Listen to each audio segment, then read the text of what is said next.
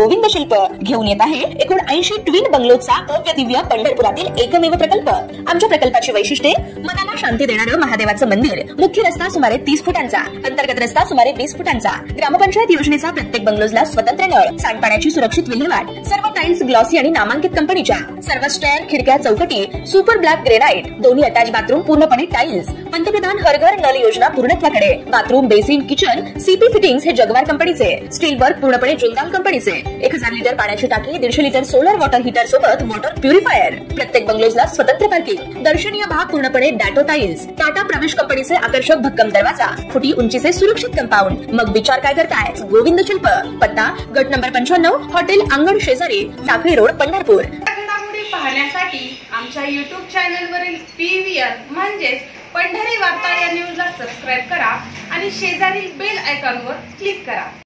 माढा लोकसभा मतदारसंघातून भाजपकडून खासदार रणजितसिंह निंबाळकर यांनाच पुन्हा उमेदवारी जाहीर झाल्यानंतर भाजपकडून उमेदवारीसाठी आग्रही राहिलेले धैर्यशील मोहिते पाटील हे नाराज झालेत। त्यांनी बंडाचं निशाण फडकावावे यासाठी त्यांचे समर्थकही आग्रही आहेत। शरद पवार यांच्या राष्ट्रवादी काँग्रेसकडून उमेदवारी घेऊन निवडणूक लढवावी असाही आग्रह समर्थक धरताना दिसून आलेत। मात्र भाजपकडून त्यांची नाराजी दूर करण्याचा प्रयत्नही झाला। भाजपचे संकट मोचन समजले जाणारे मंत्री गिरीश महाजन हे अकलूजच्या शिवरत्न बंगल्यावर गेले आणि नाराजी जाणूनही घेतली। मोहिते पाटील यांची नाराजगी परवडणारी नाही असे विधानही त्यांनी माध्यमांशी बोलताना केलं। खरं पण मोहिते पाटील यांची नाराजी दूर करण्याचे प्रयत्न पक्षाने सोडून दिलेत अशी चर्चा आता राजकीय वर्तुळात होऊ लागली आहे। हा सारा वाद पुन्हा सुरू असताना माढा मतदारसंघाचे प्रभारी असलेले प्रशांत परिचारक हे या वादापासून दूर राहण्यासाठी बाहेरगावी जाणं पसंत करत होते अशी चर्चा होती। मोहिते पाटील यांचा शब्द प्रमाण मांडणारा मतदार पंढरपूर मंगळवेढा मतदारसंघात मोठ्या प्रमाणात आहे, हेही त्याचं कारण असावं अशीही शक्यता वर्तवली गेली। मात्र मोहिते पाटील यांचे नाराजी नाट्य जरा जास्तच लांबणीवर पडते आणि नाराजीच्या नावाखाली काही समर्थक तुतारीवर प्रेम व्यक्त करताना दिसून येत असल्याचा मेसेज वरिष्ठांपर्यंत गेल्यामुळेच भाजपच्या वरिष्ठांनी मोहिते पाटील यांची समजूत काढण्यास ब्रेक लावला अशी चर्चा आता राजकीय वर्तुळात होऊ लागली आहे। आणि यामागे उत्तम जानकर यांनी सांगितलेले माळशिरस तालुक्यातील मतांची आकडेवारी हेही कारण असल्याचं मानलं जात आहे। 2019 मध्ये झालेल्या लोकसभा निवडणुकीत माळशिरस तालुक्यातून भाजपला लाखाचे लीड मिळाले खरे, पण पुढे 6 महिन्यांनी झालेल्या विधानसभा निवडणुकीत भाजपचा विधानसभेचा उमेदवार असलेले राम सातपुते हे केवळ 2.5-3 हजार मतांनी विजयी झाले होते आणि यावरूनच माळशिरस तालुक्यात मोहिते पाटील विरोधक देखील तितकेच प्रबळ आहेत हेच निरीक्षण नोंदवलं गेलं होतं। अशातच आता धैर्यशील मोहिते पाटील हे जरी बंडाच्या पवित्र्यात असले तरी त्यांचे बंधू भाजपचे आमदार रणजितसिंह मोहिते पाटील यांनी आज होळीच्या शुभेच्छा देताना भाजपच्या कमळ चिन्हासहित फोटो ट्विट केलाय। यावरूनच रणजितदादा तुर्तास तरी भाजप सोडण्याच्या तयारीत नाहीत असाही अंदाज बांधला जातोय। माढा लोकसभा मतदारसंघातील Bharatiya Janata party Lok Sabha core committee व लोकसभा चुनाव प्रबंध समितीची बैठक सोमवारी मकरंद देशपांडे यांच्या प्रमुख उपस्थितीत टेंभुर्णी येथे पार पडली। या बैठकीस खासदार श्री रणजितसिंह नाईक निंबाळकर, आमदार जयकुमार गोरे, आमदार राम सातपुते, भाजप जिल्हाध्यक्ष चेतनसिंह केदार, रश्मी दीदी बागल, राजकुमार पाटील, जयकुमार शिंदे तसेच माढा लोकसभा कोर कमिटी सदस्य, चुनाव प्रतिबंध समितीचे सदस्य आदी पदाधिकारी उपस्थित होते।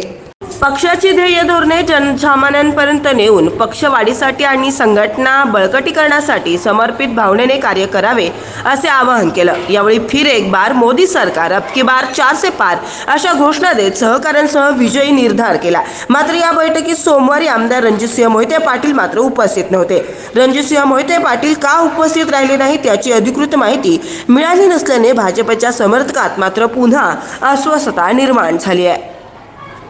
केंद्रात पुन्हा मोदी सरकार यावे म्हणून नाही तर अब की बार 400 पारचा आत्मविश्वास बाळगत भाजपचे वरिष्ठ नेते महाराष्ट्रात नाराज नेत्यांची समजूत काढत त्यांना पुन्हा आपल्या गोटात सामील करण्यात बऱ्याच ठिकाणी यशस्वी होत आहेत। अगदी 2 वेळा शरद पवार यांची भेट घेतलेल्या महाविकास आघाडीकडून माढा लोकसभेची ऑफर स्वतः शरद पवार यांनी केलेली असतानाही महादेव जानकर देवेंद्र फडणवीस यांचा शब्द प्रमाण मांडतात आणि देवेंद्र फडणवीस देखील महादेव जानकर यांच्या नाराजीची दखल घेतात मात्र तेच देवेंद्र फडणवीस मोहिते पाटील यांची नाराजी दूर करण्यासाठी कुठलीही हालचाल करताना दिसून येत नाहीत, असेच निरीक्षण राजकीय निरीक्षक नोंदवत आहेत. आणि यातूनच आता मोहिते पाटील यांनी तुटेल इतके तरी ताणले नाही ना, असाच प्रश्न देखील उपस्थित होतोय. आणि उत्तम जानकर यांनी 4 दिवसांपूर्वी घेतलेली देवेंद्र फडणवीस यांची भेट हेच देवेंद्र फडणवीस यांनी मोहिते पाटील यांची नाराजी दुर्लक्षित करण्याचं प्रबळ कारण ठरलं आहे असं समजलं जात आहे. आणि मोहिते पाटील आणि खासदार निंबाळकर यांच्या वादापासून दूर राहिलेले क्लस्टर हेड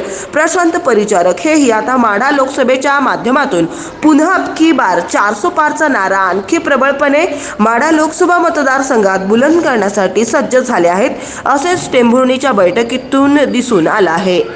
जरी काही मोहिते पाटील समर्थक तुतारी हाती घ्या म्हणून आग्रह धरत असले तरी काही मोहिते पाटील समर्थक हे भैयानी नाही निदान रणजितदादांनी तरी भविष्याचा वेध बंडाचं निशाण कुठपर्यंत फडकावत ठेवायचं याचं आत्मपरीक्षण करावं.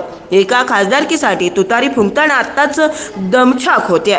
2019ची परिस्थिती आता राहिलेली नाही. आणि जेव्हा जिल्ह्याच्या राजकारणात अकलूजचं महत्त्व कमी करण्याचा प्रयत्न राष्ट्रवादीत असतानाच धाकट्या पातीकडून होत होता, तेव्हा थोरल्या साहेबांकडे दाद मागूनही दखल घेतली गेलेली नाहीये. आता तर वारं उलटं वाहते. त्यामुळे सबुरीने घेत मोहिते पाटील यांनी निर्णय घ्यावा. असंसानायात निघू लागलेला सहकार महर्षींनी स्थापन केलेला शंकर सहकारी खाईत सापडला असताना केलेली मदत, ज्यांची तुतारी फुंकण्याची आज उत्सुकता आहे, त्यांनी उडवलेली दादांच्या कृष्णा भीमा स्थिरीकरणाची खिल्ली, आम्हाला फक्त कृष्णा भीमा स्थिरीकरण योजनेच्या कारवाईचे आश्वासन द्या म्हणून केलेला भाजप प्रवेश, जिल्हा मध्यवर्ती बँकेची सध्या कलम 88 नुसार सुरू असलेली सुनावणी, पंढरपूर मंगळवेढा मतदारसंघात 2009 मध्ये झालेल्या दारुण पराभवानंतर या तालुक्यात राजकीय प्रभाव वाढवण्याच्या हेतूनेच उभारल्या गेल्याची चर्चा, करकमच्या विजयी शुगरची अवघ्या 2-3 वर्षात झालेली अवसानायत अवस्था, सहकारी कारखान्याचे विजय शुगर विकत घेतला, विठ्ठलराव शिंदे युनिट क्रमांक 2 केलेले नामांतर, याच पार्श्वभूमीच्या विजय शुगरकडे थकीत असलेली शेतकरी तोडणी, वाहतूकदार यांची बिले, ज्यांच्या विरोधात 2009ला लढलो त्यांच्याच साखर कारखान्याने केलेली 138ची केस, हा सारा घटनाक्रम पुन्हा एकदा डोळ्यासमोर घातला तर हे दिवस बंडाचे नाहीत तर मागील अनुभव लक्षात घेत स्वतःच्या चुकांचे आत्मपरीक्षण करतील.